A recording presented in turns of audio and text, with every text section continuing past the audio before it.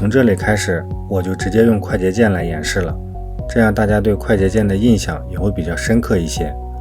我们建立好资源库以后呢，但是时间线还是空的，需要我们建立项目。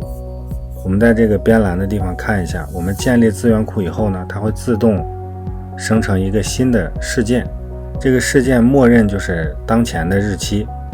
如果你再想新建一个的话，你可以按 Option 加 N， 这样就弹出来一个新的事件建立窗口。我们给它重新命名一下，我们给它改个名字。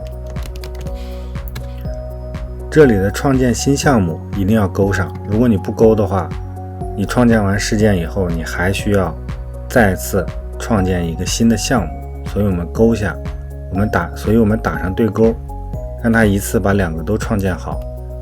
这里呢，可以选择格式，你想要 4K 还是 1080p。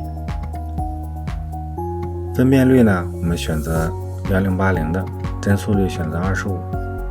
这个编码呢，就选择苹果的422就可以。点击好，现在时间线就可以滑动了。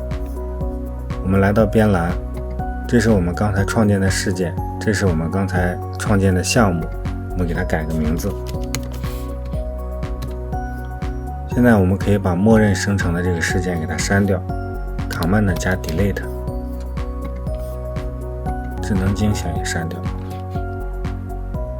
在边栏右键的话，我们可以看到，除了刚才的新建事件和新建项目，下面还有新建文件夹、关键词精选、智能精选。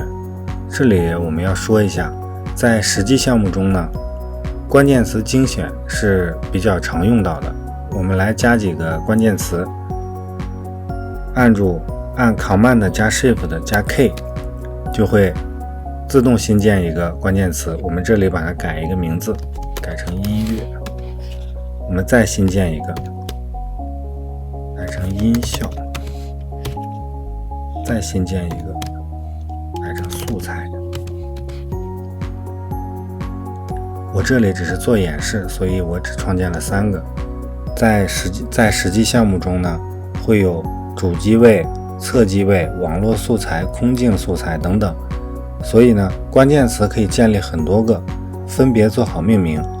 那你的工程条理就会非常的清晰，对后面的工作也会有很大的帮助。我们新建的关键词是为了素材导入做的归类整理。OK， 这就是新建项目和设置的一些方法和小技巧了。接下来我们继续探索。